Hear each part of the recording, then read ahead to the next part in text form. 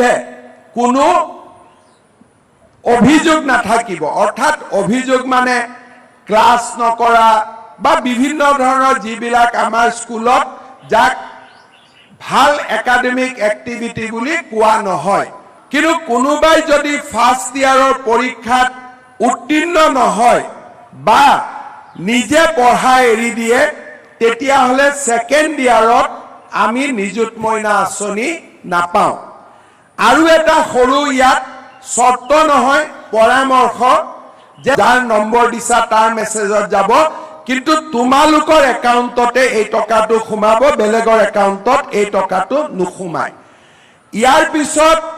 আমি পইচাটো পাই গৈ থাকিম কেতিয়ালৈকে পাম যে ফাৰ্ষ্ট ইয়াৰৰ পিছত পৰীক্ষা পাছ কৰি আমি সেকেন্ড ইয়াৰত নাম ভৰ্তি কৰিম সেকেন্ড ইয়াৰত আমি যদি পৰীক্ষা পাছ কৰোঁ তেতিয়া আমি সেকেন্ড ইয়াৰৰ পইচা পাম কিন্তু কোনোবাই যদি ফাৰ্ষ্ট ইয়াৰৰ পৰীক্ষাত উত্তীৰ্ণ নহয় বা নিজে পঢ়া এৰি দিয়ে তেতিয়াহ'লে সেকেন্ড ইয়াৰত আমি নিযুত মইনা আঁচনি নাপাওঁ আৰু এটা সৰু ইয়াত শৰ্ত নহয় পৰামৰ্শ যে ছাত্ৰীসকলে তেতিয়া নিযুত মইনা আঁচনি পাব যাৰ বিৰুদ্ধে কোনো অভিযোগ নাথাকিব অৰ্থাৎ অভিযোগ মানে ক্লাছ নকৰা বা বিভিন্ন ধৰণৰ যিবিলাক আমাৰ স্কুলত যাক ভাল একাডেমিক এক্টিভিটি বুলি কোৱা নহয় সেইকাৰণে মই ছাত্ৰীসকলক অনুৰোধ কৰিম যে দ্বিতীয় বৰ্ষত এই পইচাটো যাতে আমি পাই থাকো তাৰ কাৰণে প্ৰথম গুৰুত্বপূৰ্ণ নিয়মানুৱৰ্তিতা নিজৰ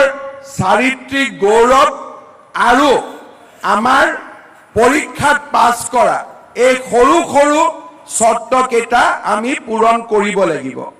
বছৰত আমি 10 মাহ পাম 2 মাহ গৰম বন্ধ থাকে গৰম বন্ধৰ 2 মাহত এই পইচাটো আমি নাপাওঁ আমি স্কুল চলি থকা সময়তহে আমি এই পইচাটো পাম কোনোবাই দ্বিতীয় বৰ্ষত নাম লগালে কিন্তু স্কুলত নাহে এটেন্ডেন্স নাই তেতিয়াও আমি এই পইচাটো দ্বিতীয় বৰ্ষত আমি নাপাম অন্তত আমি ইউনিভাৰ্সিটিয়ে যিমান এটেন্ডেন্স বিচাৰে হিমানখিনি এটেন্ডেন্স যাতে আমাৰ থাকে ঠিক তেনেকে যিসকলে ডিগ্ৰী ফাৰ্ষ্ট ইয়াৰৰ ছোৱালীয়ে এই পইচা যি পাব তেওঁলোকেও ডিগ্ৰী সেকেন্ড ইয়াৰতো পাব ডিগ্ৰী থাৰ্ড ইয়াৰতো পাব খালি সেকেন্ড ইয়াৰত অৰ্থাৎ থাৰ্ড সেমিষ্টাৰত আমি নাম ভৰ্তি কৰিব লাগিব ফিফথ সেমিষ্টাৰত আমি নাম ভৰ্তি কৰিব লাগিব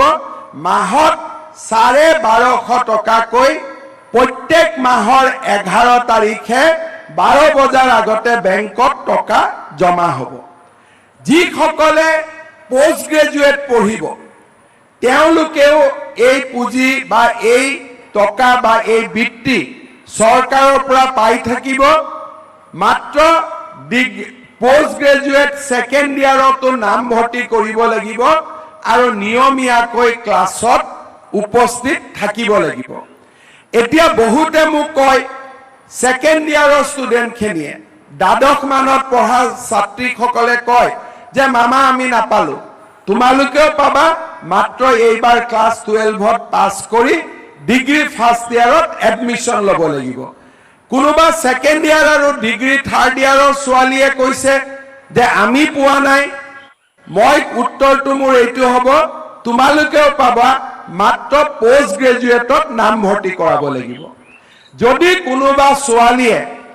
ডিগ্ৰী পঢ়ি থাকোতে বিয়া হৈ যায় তেতিয়াও এই পইচাটো পোৱা নাযাব কাৰণ এই পইচাটো আমি এই কাৰণে দিছো যাতে ডিগ্ৰীলৈকে আমি বিয়াত নবহো দেউতা মই বেয়া পাব নেকি আকৌ মই বিয়াত নবহো বুলি কোৱা কাৰণে আমি ডিগ্ৰীলৈকে বিয়াত বহিব নালাগে কিন্তু ইউনিভাৰ্সিটিত পঢ়া ছোৱালীখিনিয়ে বিয়াত বহিলেও বা বিয়া কৰিলেও এই বৃত্তি পাই থাকিব অৰ্থাৎ আমাৰ এটাই প্ৰচেষ্টা যে আমাৰ ছোৱালীসকলে যাতে ডিগ্ৰী থাৰ্ড ইয়াৰলৈকে বিয়াত নবহে সেইটো আমাৰ এই আঁচনিৰ এটা লক্ষ্য কিন্তু যিসকলে পোষ্ট গ্ৰেজুৱেট বা ইউনিভাৰ্চিটি বা বিএডত পঢ়িব